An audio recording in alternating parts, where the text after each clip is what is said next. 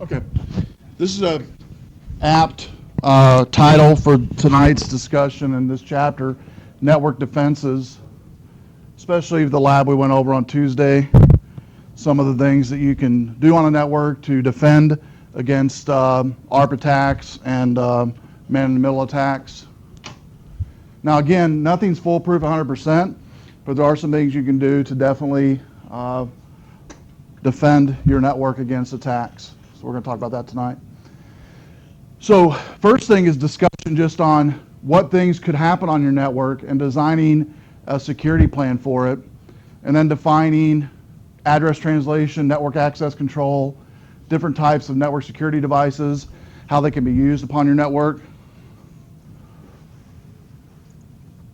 So a common mistake in network security is attempt to patch vulnerabilities in a weak network that was poorly conceived from the start. Patches from Microsoft or wherever will never fix a poorly designed network. That make sense?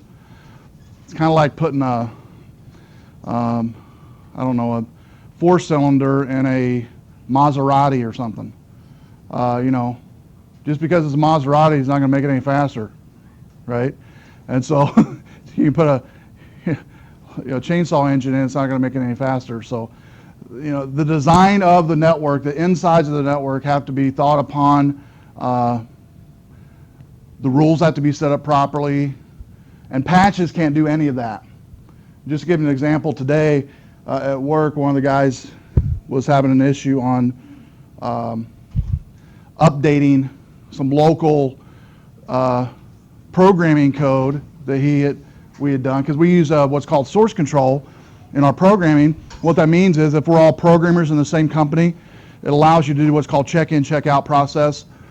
And so, and then before you go in to edit something, it'll automatically give you the latest and greatest code that everyone has worked on all the time, every time. Well, it'd been about 2 weeks since he had done a get latest on anything, and he had a whole bunch of conflicts. And he had disabled stuff. He had went through and did a whole bunch of weird stuff. And question he had was, well, I thought the get latest would correct everything. No. Get latest only gives you the latest code that everybody's fixed, but it doesn't undo properties that you've set on your local machine. Same with rules of a network. Software patches, updates are just that. They won't update make your rules stronger. They won't make your software more stronger as far as, from getting attacked. It won't make your doors from being penetrated any better than they already are, or your server room from being penetrated better than they are. I mean, all the things that you think was pretty common sense, for some reason, and this is pretty common misnomer among network security folks. If something's wrong with the network or something's going slow, we just update and everything's going to be fixed. It's not the case. In fact, I argue it's the opposite. You don't ever do updates if something's going wrong. That's never your first line of defense, is updates. Because updates can really screw stuff up. And we've talked about that a little bit. It can really mess up your clients, connectivity, Outlook, Exchange, whole bunch of junk it can do. So it's not going to be your first line of defense. But for some reason, I don't know where people are learning this, that updates fix stuff. Fix everything, basically. From slowness to connectivity to security, and it doesn't do any of that. It all starts at the ground level. You've got a switch here, Cisco switch, Cisco router, server. How are we going to set up our rules for this, for incoming and outgoing? That's what it comes down to. What comes into our network, what goes out of our network, how are we going to filter it, what rules are we going to set up? So that discussion has to be started before you do anything. By just plugging in an appliance does not make it secure. Does that make sense? So we're going to talk a little bit about tonight about that, how to make things more secure. But it begins with design, which it's human nature. If you have a box sitting in front of you that has hardware, to do what? What's human nature? What's your first instinct? It's sitting on this table. It's a brand new server, a Cisco router, Cisco switch. What's our first human nature to do? Oh, we got to open it up. We got to plug it in. We got to see how this thing works. Right? That's the last thing you want to do. Keep it in the box. Have a discussion on what I just mentioned. Rules in, rules out. You can always, if you don't have the knowledge in yourself, as far as training or Cisco training, there's books out there, references out there. You can hire folks like Entree to come in and help. But even all of what I just mentioned won't help you if you don't come up with some beginning logic of what it is that you want to block, what it is you want to allow, things of that nature. You can get experts to come in to help you with more minor details and stuff like that. But you have to have a discussion first before you begin bringing in hardware and start opening it up. The first is the word subnetting. Here on campus we do have a subnetting course, the Cisco 8-week course, 5-week course I believe it is, on subnetting. And basically a subnet is that third IP address, or the middle IP address when you do an IP config all, which generally starts with a 255 on most networks. And it's two addresses. One part of it is the network address itself. The other part's the host it's connected to. Okay? And there's two types of addressing, classful and subnetting, or subnet addressing. A classful is split between the network and host portions of the IP address. Originally was on the boundaries between the bytes. And an example would be this. Boom. You got A, B, we'll use A, B, and C as an example. We'll start out with A. 10.0.0.1. Okay?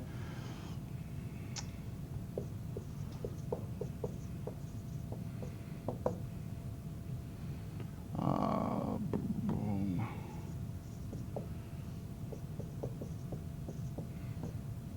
Okay? Now, these are just IP addresses. Those aren't subnetting. Those are just IP addresses. But these are examples of IP ranges within those classes A, B, and C.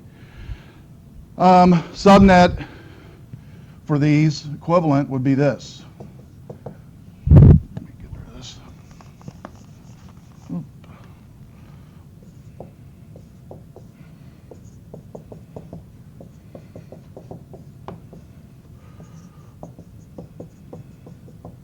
Switch your D and your C, right? Do what? Switch your D and your C. Nope.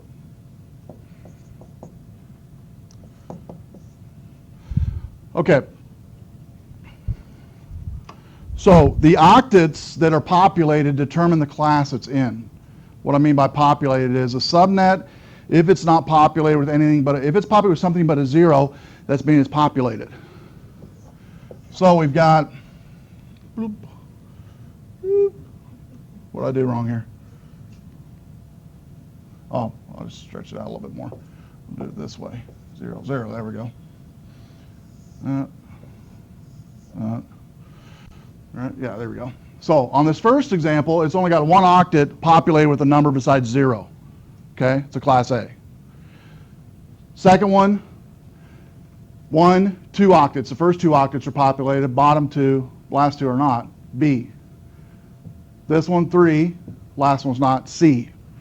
There is a fourth one, D, which is for broadcasting, which is never used for a subnet. So one of the things that you need to understand, I guess, first, or the only thing you really understand tonight is networks, the IP addresses are in direct correlation to the subnet. Okay? Direct correlation to the subnet. And this one, I was wrong. All right? Direct correlation to the subnet. And subnetting basically just allows the network administrator to split the IP address anywhere they want to within so I think I mentioned a few weeks back, like here on campus, that we had what's called a flat network initially, which was one subnet everybody was on. Voice, data, everything. And I told you some of the conflicts we had, so we split it.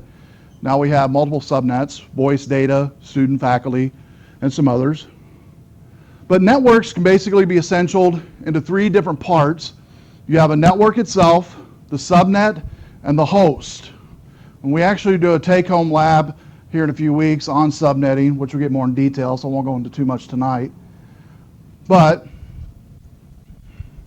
we've got up here a screenshot of a subnet 186.98.340, pushing it out to a router. But I wanted to highlight, if I could, boom, boom, boom. Okay, here's our subnet.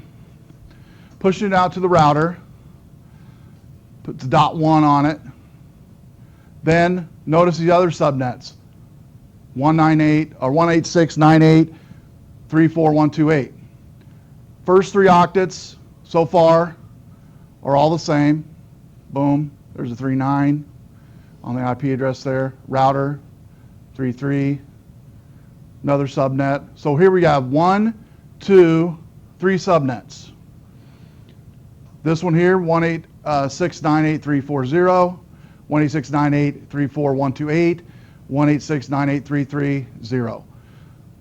The two first octets, though, you'll notice are all the same. That's actually the network that it's located on, allowing it to talk amongst each other, those different subnets to talk to each other subnet. And so you also, by allowing different subnets within your network, you also allow different ranges of IP addresses, because every subnet has a certain range allowable for each subnet. So for larger networks, you're going to see more subnets because the range is going to be, they're going to need more computers to connect to that subnet, and data is going to be in different categories. So when you are designing your network, one of the things you will definitely discuss, hopefully, is going to be subnetting. And here is some things that's going to help you when you discuss, or some topics you need to discuss about, which is decreased network traffic, flexibility, improved troubleshooting, improved utilization of addresses, minimal impact of external routers, and reflection of physical network. These all are a discussion on subnetting. Okay, this last one, physical network, this is how we first started at Rock Valley. We looked at logical organization of our physical network. Okay, we had phone, data, we had student, faculty. There was a whole bunch of different categories we looked at.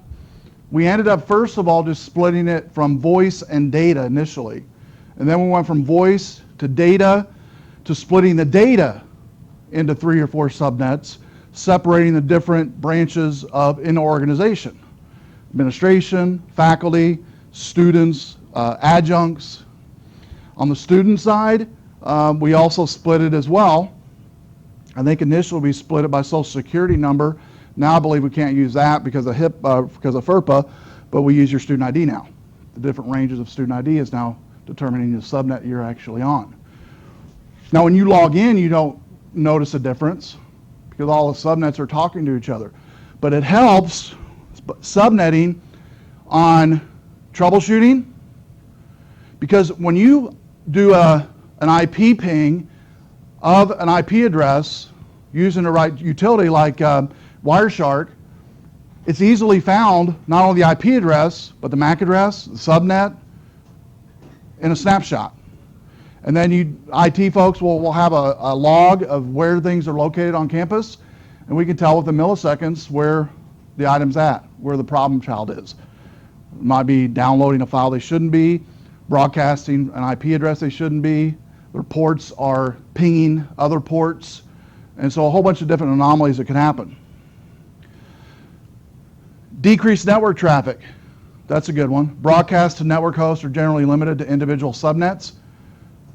So this goes really in with the discussion we had a week or two ago on the, I think I told you about where there'd be times when we're on a flat network to where, like around noonish, 1 o'clock, phones would shut down because it's all on one network. Phones would kill out, and the data had priority, and so people would be on the phone and just boop, dead. Okay, and So what they did actually was initially brought in some folks. I think we brought in Entree and another company to look at our network and make some suggestions. That's also a good thing to do sometimes. Why do you think that's a good thing to do sometimes, you think? Say you've been working at a place for 20 years and you are the guy. Different set of eyes, that's definitely a good one. What's the other factor we're talking about here? Do what? Better technology. But I guess what's the root of why a person would have consternation about this? Why would you as a network administrator, been there 20 years, I'm your manager, and I say, hey, we're going to bring in this. What do you think about bringing this other company to look at the network to give us some suggestions? What's the first, maybe, natural response, maybe? Yeah, I'm not needed. Boy, you don't trust me. I'm not good enough.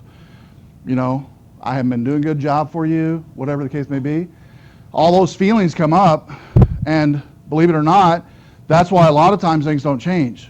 Managers don't want to hurt a guy is doing a good job, but maybe does need a little help, but there's some, doesn't know how to tactfully address it.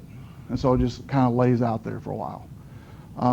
So you'll see that happen too. You'll get jobs as a network administrator or an intern or whatever right out of Rock Valley. You'll have ideas, and they'll probably be good ideas, but they're going to be shot down for the very reason I just mentioned. Okay? You're a new guy, I don't care what kind of degree you have or certification you have, I'm in charge. Okay? That's going to be added to. And I'm just telling you that to let you know that's going to happen. And not to take it personal, because you have to put yourself in that person's shoes. They've been there 20 years.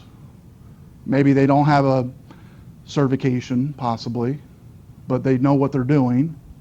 And they might be a little bit intimidated by what you know. And so that can be, it can be cause a lot of stress on you. And so I'm just letting you know that is going to happen, because you will have ideas. You'll be, like you said, an outside eyes coming in, and they'll say, good suggestion, great suggestion. That sounds pretty good. Maybe your next job you can implement it. Now, would it be unethical to say, perhaps, make the network vulnerability,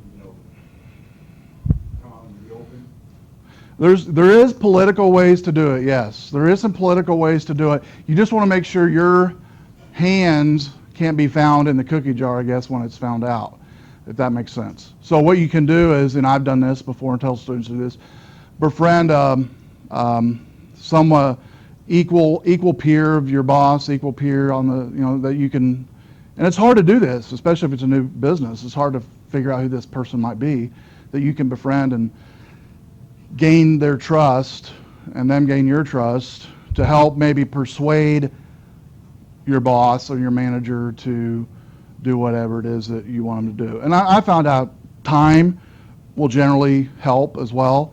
You throw it out there, you say, here's what I think, and this is why, and let things happen. And I found out what happens if what you're wanting to implement, if it's a security thing, say a month down the road, something happens, and if you would have implemented if they would have implemented what you suggested, it would have stopped it.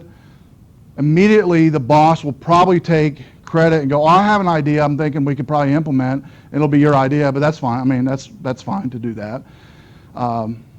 You probably won't get any credit for it, but in a way you are, because you're initially the one that, you're the one that suggested it. So yeah, I mean, I've heard people say, well, what if I caused the problem myself? You don't want to do that. Okay, but throw it out there, give reasoning for it, business logic, and say, anytime you want to do this, let me know, I'll be more than glad to help, whatever. And then just let them stew on it and think about it for a while. Sometimes that's the best. Just kind of hold back and let them think about it. That helps too. So I hope that answers your question. Just letting them think about it and stew over it will a lot of times help, and befriending somebody in the organization. Now, security is enhanced by subnetting. You've got, it makes smaller subnets isolating and host, and network admins can utilize these tools, makes it easier to regulate who has access, who doesn't. For the example, student, faculty, adjuncts, right? Administrators. Before, when it was on a flat network, it was a little difficult sometimes to figure out how to implement security for individual groups before subnetting. Now, we did use Windows Group Policy Editor that dragged down from the login and lock people's whatever, but whatever we wanted to lock on it. But with subnetting, what's great about it is there are tools that work hand in hand with subnetting to help you manage things like not only security things, but updates.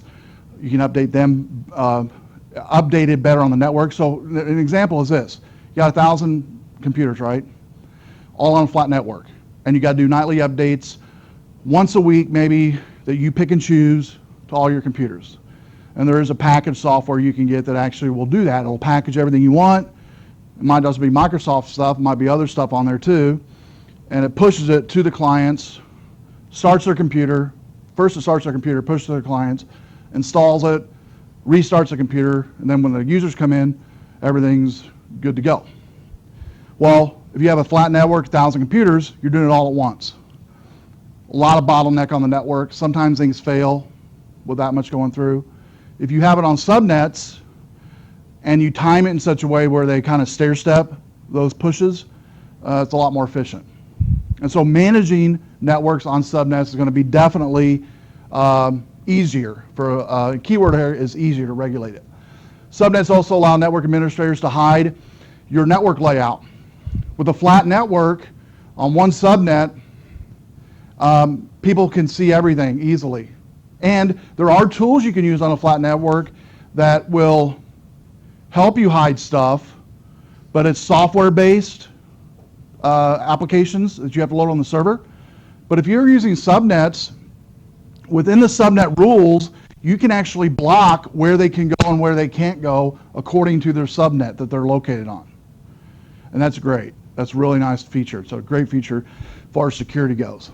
Because I always tell students, out of sight, out of mind. If people don't see it, they're not going to be tempted to hack it and to get into it. But if they see it, and they didn't get that raise last week, and they see a folder on their computer that says, you know, reviews or whatever, you know, employee reviews or whatever the case may be, they're going to be tempted to do something, right? Because they've been there 30 years and maybe the company hired you and you get that promotion and they've been working there 30 years. That can cause some problems. So, out of sight, out of mind. Now, when I first started networking, I was the other spectrum, and maybe some of you are there right now. I thought, you know, the more intrusive, the better. You know, the more annoying to the end users, the better. That was my philosophy. So, and a lot of network admins have that. But I learned over the years, it took me about 4 or 5 years being a network admin, it doesn't work too great. You're not liked too well. Even though I'm a likable guy and I'm pretty nice, I think, people don't like it. It's too intrusive. So what I ended up flipping it to where any rules or any, say, websites, programs that are blocked, it's all stealth in the background. An example would be, we had this program once that I designed that students, it was at a high school I taught at, would, at that time I think it was, what was it? Counter-Strike. It was cs.exe is the name of the executable for that. Anybody remember Counter-Strike? Counter-Strike program? Okay. Counter-Strike, well, in my C++ program, I used to let the students create maps for Counter-Strike, which was pretty cool. But outside of that class, you weren't supposed to access this program on any other computer. So I had this piece of software that would run when people would log in that would constantly scan the title of an application, and if it saw the title that it wasn't supposed to be running, it would just shut it. It would initially would lock the PC up, the screen, take a screenshot, beep, and so the only way it could be unlocked would be the lab assistant would have, or the teacher have to come around, click a button to type a password in to let them back in, or send them to the office. Okay, I went from that extreme to taking out the beep, taking out the lock feature. It would still send a screenshot to the admin of the screen and the student's username and time and what they were doing, but it would just shut the program down after about 4 seconds. it would let it run for about 4 seconds, which I found was about the time it would load up all the way. So about the time the program would load up all the way, and they'd get ready to be thinking about what to do, it'd go, and shut down. And then you look around, because we had this room that we could see. It was a double-sided glass, kind of like in a police station. Anyway, it was, the students couldn't see us, we could see them. And it was usually 4 or 5 the same guys that would come in on their free period or whatever, tell the lab, oh yeah, I'm going to be working on English or whatever, and then immediately start talking about what, name they're going to use for the Counter-Strike, what level they're going to go on, all this stuff. So me and a guy named Don, he was a network admin at the time, we'd sit there and watch them, and they'd all, because in Counter-Strike you had to have a host, and then after the host would be connected, the clients then can come back behind them to join the game. That's how it works in Counter-Strike, in any first-person shooter game, pretty much. But, so anyway, the host we would actually allow to run and get going. And the guys would, all right, man, we're ready to go. And then the clients, it'd load about 4 or 5 seconds, and then just flash and shut down. And you'd watch them, they click on it, and then it'd shut down, and you'd watch them go. They'd look around, and they'd try it one more time. And about that time, we'd walk out of the office, and they go, so I say, hey guys, what are you doing? They go, yeah, we're just working on some English. Not really much, not really doing much. Just getting ready to work on some English papers. And they never got, I told Don, I said, what are they going to do? Come up and say, we can't get into Counter-Strike. It keeps flashing when we try to start it.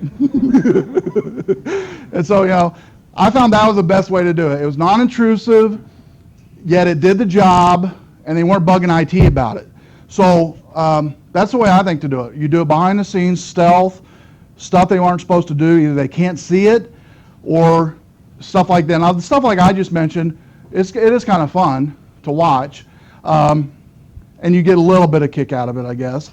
But the great thing about it is they're not really knocking on your door about it, especially if it's an application that's not supposed to run in the first place. And so when you are working on network security design, those are discussions you have to have. How do we want things to be warning? What warnings do we want users to get? Do we want a pop-up box? Do we want to block their screen, deny access? How do we want to do it? And I would suggest, after doing it for years, the latter, not being a hard nose, but you're still getting the job done, but you're doing it in more of a stealth kind of hidden mode. Does that make sense? You still get your job done, but they can do their work. The productivity can get done without any stuff going on they're not supposed to do. Now, virtual LAN is the other thing that we've started here on campus, and you'll also get into this in the Cisco lab when you talk about subnetting. Virtual anything today is pretty popular. A number of you have virtual environments you use already. Cisco sells virtual LAN services via the cloud, via network, via the internet that you can log into, and businesses can buy certain VLANs via that way. But basically, in most network environments, networks are divided by using switches, like here on campus. We have a couple switches here in the room. These little black boxes in all the rooms have switches in them. And what a VLAN does is it will actually allow scattered users to logically be grouped together, even though they may be attached to different switches.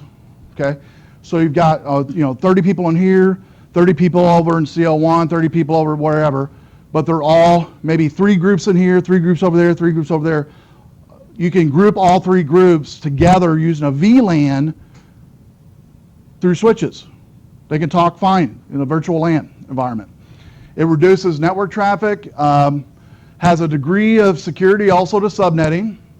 Virtual LANs can be isolated so that sensitive data is transmitted only to the members of that VLAN. There are actually appliances too that actually help you with VLAN. And Cisco has a number of them out there, but anyway,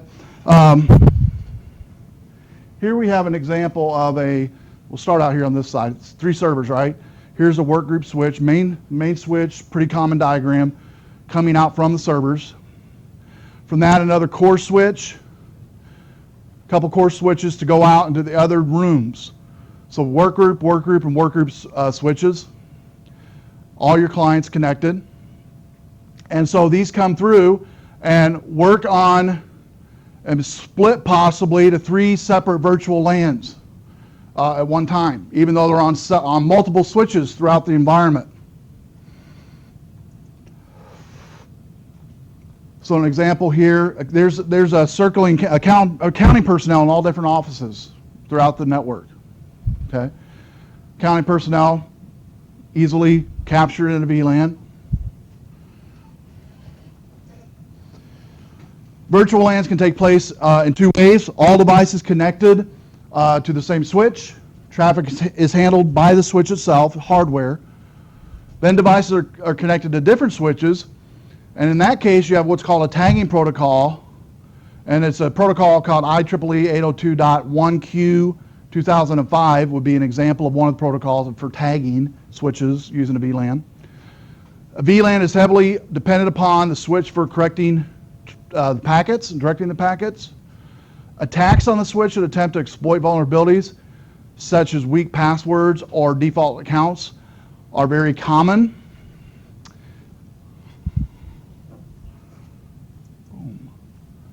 The word convergence, this is just one of the most visible efforts known as convergence. It's where you take voice and data traffic over a single IP. You can do that with virtual LANs. Advantages of this: cost savings, management, application development, infrastructure requirement, increased user productivity, reduced regulatory requirements. There's a lot of pluses to VLAN technology. So here we go. For VLANs, what we got to have here, talking about convergence vulnerabilities, one is operating systems. An example would be soft phones that operate on standard PCs are vulnerable to operating system attacks. Voice over IP. Most of the common voice over IP protocols do not provide adequate call party authentication or end-to-end integrity protection. Lack of encryption. Voice does not encrypt call signaling. Network acknowledgement. Attackers can easily flood with a DOS attack voice over IP devices. Spamming can also, believe it or not, be done over voice over IP phones. Spamming numbers from telemarketing to some voice over IP phones are actually connected to computers, okay? To where when somebody calls, an application pops up with this person's face on the screen and data about this person. And that's one of the great things about voice over IP is because it's data driven, it can also drive data into your computer to run applications. So if you're in sales and you have a voice over IP system, there are software devices or software packages that actually work hand in hand with Cisco voice over IP phones. And Cisco actually has the hooks for it already, and you can program it into your program to where, Joe from California calls. As he's calling, the program pops up Joe's picture, his profile, your last conversation, his account number, detail, all that good stuff before he ever said hello. It's great. Because of that, though, that's a positive. The negative is because it's data driven, there are security issues, one of them being spam. DMZ zones, the next one, you might have seen this on your router at home. DMZ is a demilitarized zone, and it basically allows that IP address that it's connected to be totally open without any rules to the outside world. Okay? Generally, this port is used for web servers, and a web server generally is a server all by itself on the network, disconnected from the internal network, okay, just for the use of web host information, okay?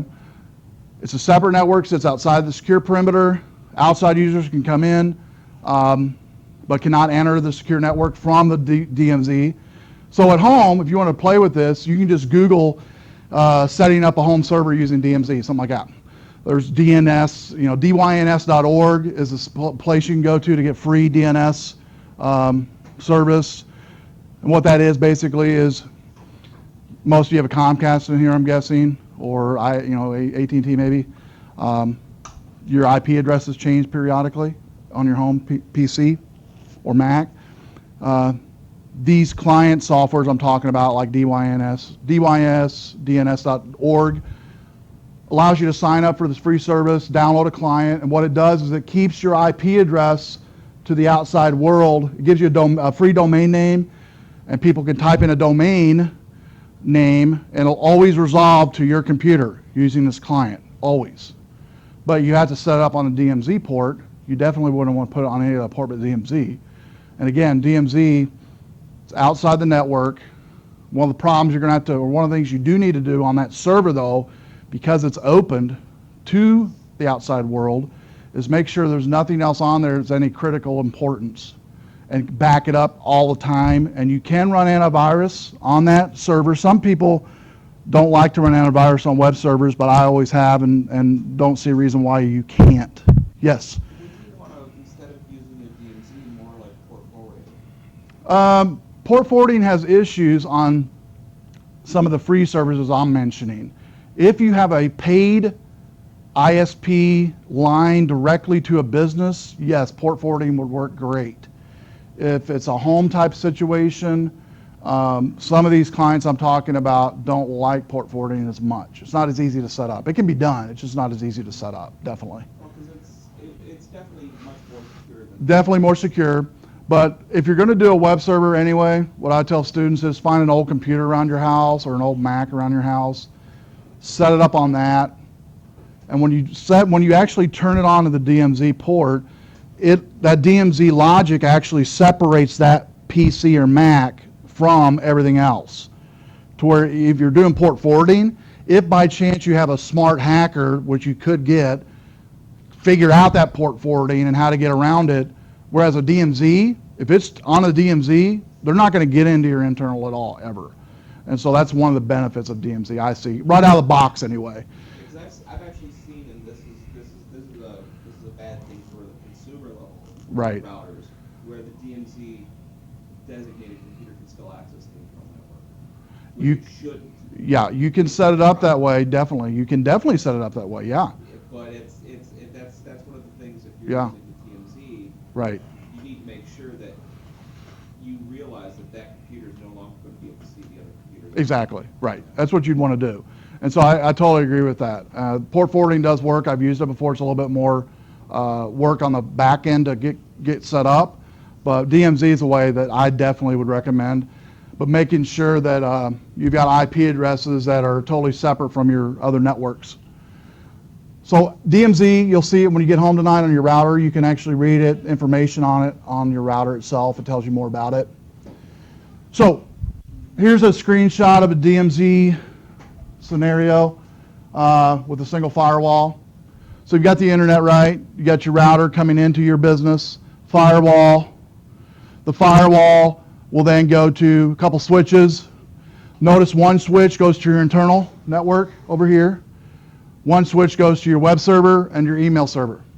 Pretty basic setup of web server, email server scenario using the demilitarized single firewall scenario.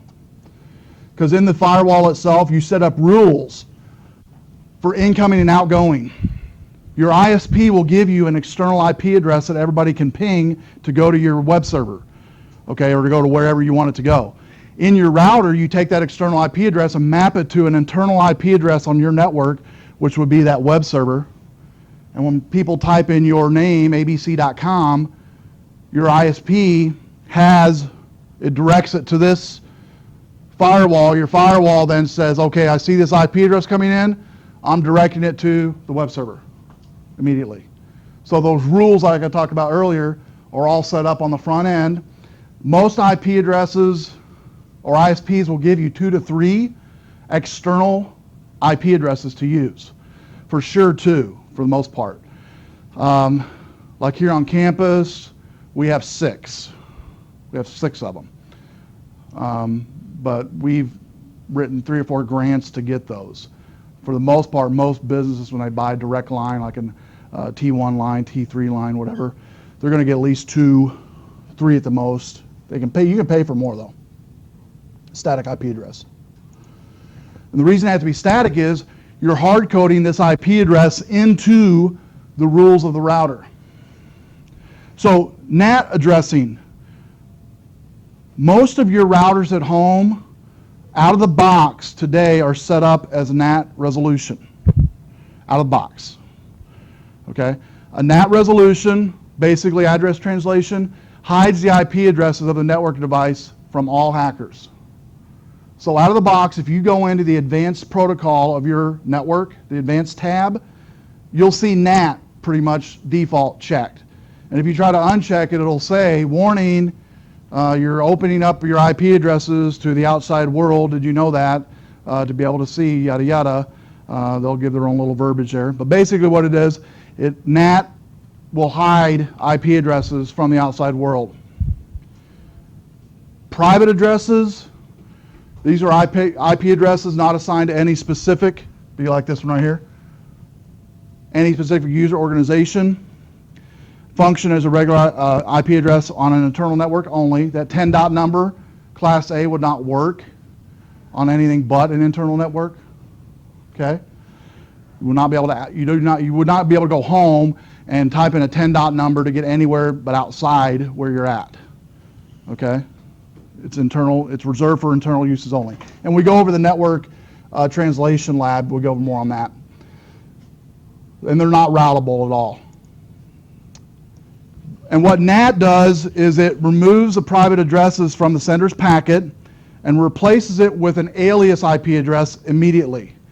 So as soon as your network is set up and it gives all the IP addresses to all the users in your location, in your house, in your business or whatever, it replaces the real IP address with an alias.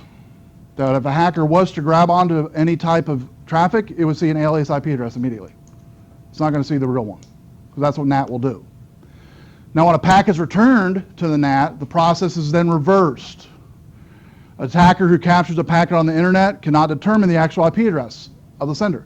In fact, if you did the man-in-the-middle attack on a NAT-driven router, and I think I might have told you this Tuesday, you will see, I think I did, yeah, because we did it at the hotel last weekend with the manager and I.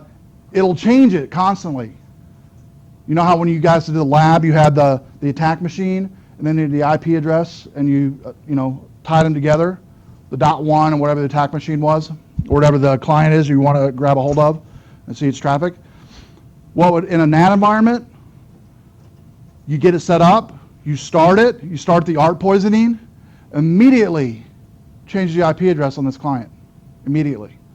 Within seconds. Changes it. And so you might get that first connectivity, you start seeing some traffic go through, and then it just stops.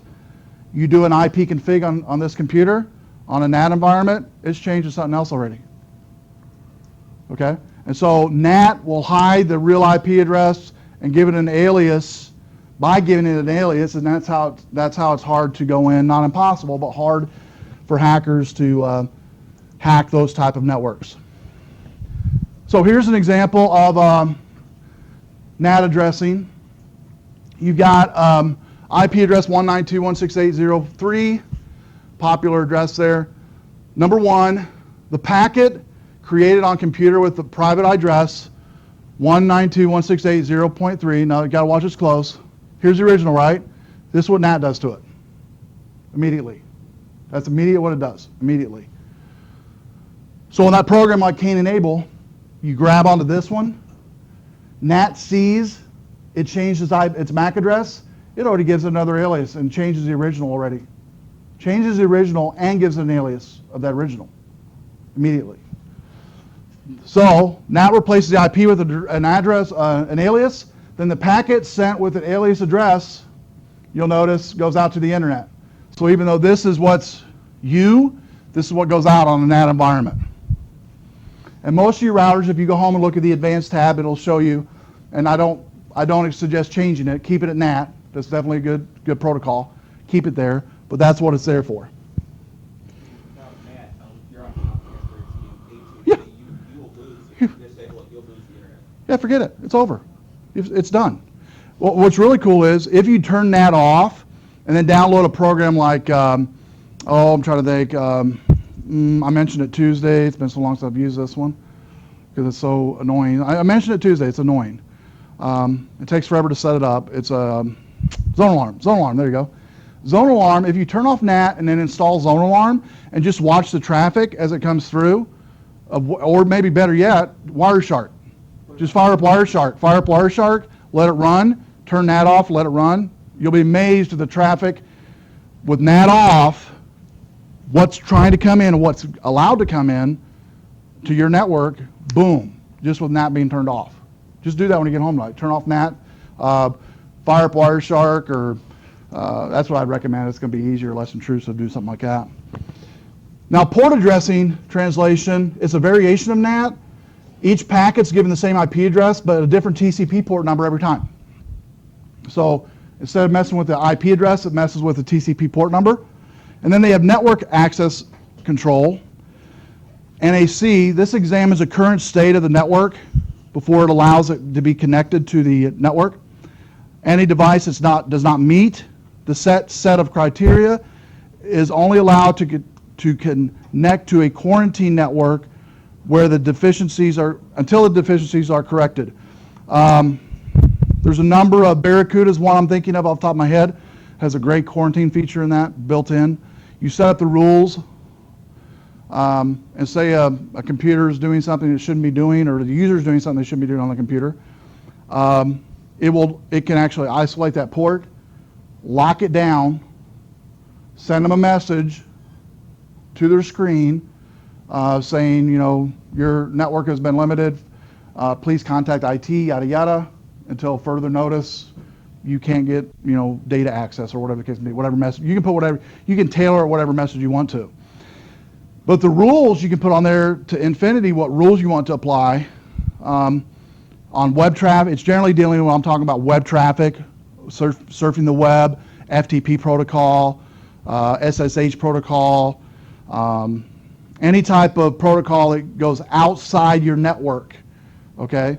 You can set rules at using hardware devices like Barracuda to determine what people can use and can't use. Also, Barracuda allows you to do what's called health check, meaning it can periodically scan that client of every client on your computer throughout the day, periodically, like say every hour, do a real quick scan. If it sees that it has malware or a virus, possible virus, you can also immediately quarantine it. Block the port, give them a message. A lot of times you can configure it also to give a link right within the message that when they click on it, it runs some type of script to clean whatever malware that it actually recognized that was on there immediately. Okay? Most IT folks don't like to use that because they don't want the end users to be able to, you know, not number one, to have knowledge of how to do it if they do find something.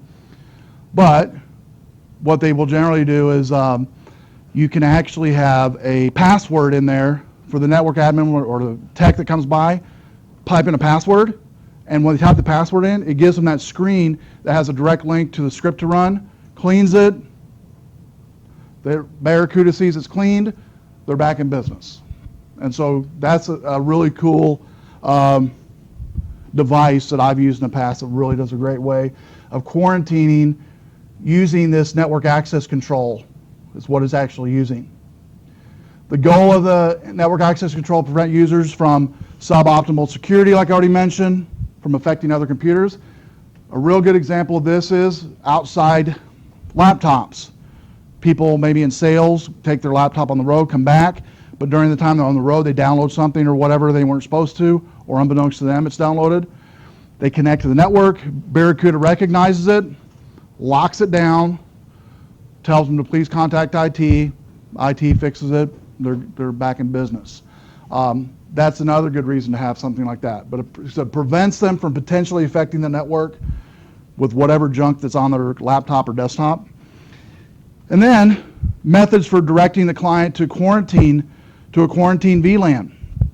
This one uses its own DHCP server, its own ARP for ARP poisoning.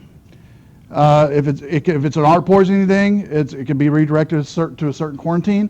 If it's a malware thing, it can be redirected to a certain quarantine. So you can, a number of VLANs that can be redirected for whatever reason that you want. Here's some companies that, no surprise, Cisco's at the top here, of vendors that allow for network access control architecture. Lot of implementation in Cisco hardware components. Microsoft's another one. Primarily with Microsoft, it's software-based, where Cisco's hardware-based. Juniper, this one here is a unified access control. More emphasis on network hardware and less on endpoints. And then Trusted Group, Computing Group, TNC, open vendor neutral specification, more of an open source consortium, just to name a few. Okay, I'm going to end on this one tonight. Here is an example of a quarantine VLAN. The numbers are everywhere here, so we'll start with number 1 over here.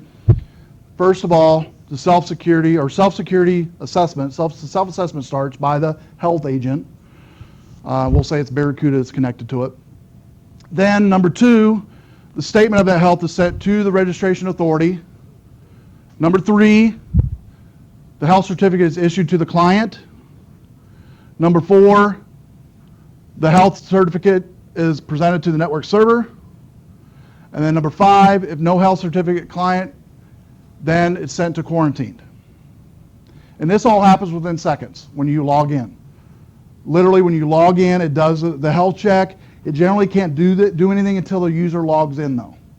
Okay, they have to have that authentication from the user first. It won't do it without the user's consent. But as soon as they log in and it sees it, stops the user, gives them a prompt. And then what's great about Barracuda is using this NAC is you can tweak the messages and where you want it to quarantine and how long and all this good stuff.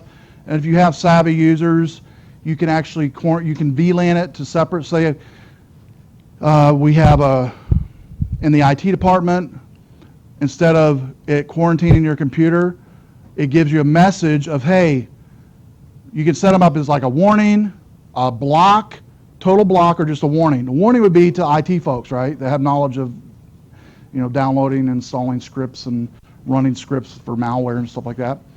So it warns you, hey, Barracuda found this malware on your computer. You need to run this before you can continue. Now, if you don't run it, you can't continue. But you can go ahead and run it. As soon as you run it, it then runs scan again, a health check again. If you pass, then you get onto the network. If you don't pass, it prompts you with something else. It might be more that you have to do. Make sense? So you can VLAN the quarantine how you want it to work as well using a device like Barracuda. So Barracuda is probably one of the most popular along with Cis. The reason I like Barracuda is out of the box, more features actually than Cisco devices I've seen as far as the GUI interfaces and end user plugins. Like it's got like a help desk feature you can put in there real easily, web server, mini web server where you can host an internal website for your company. And then plus you can manage updates and stuff like that from the Barracuda device. And it's actual hardware device that sits on your network. And so definitely recommend it. If you ever get a chance to watch a demo of a Barracuda device, definitely recommend going to it. So real quick before I let you go, I put up there on week 5 the portable USB.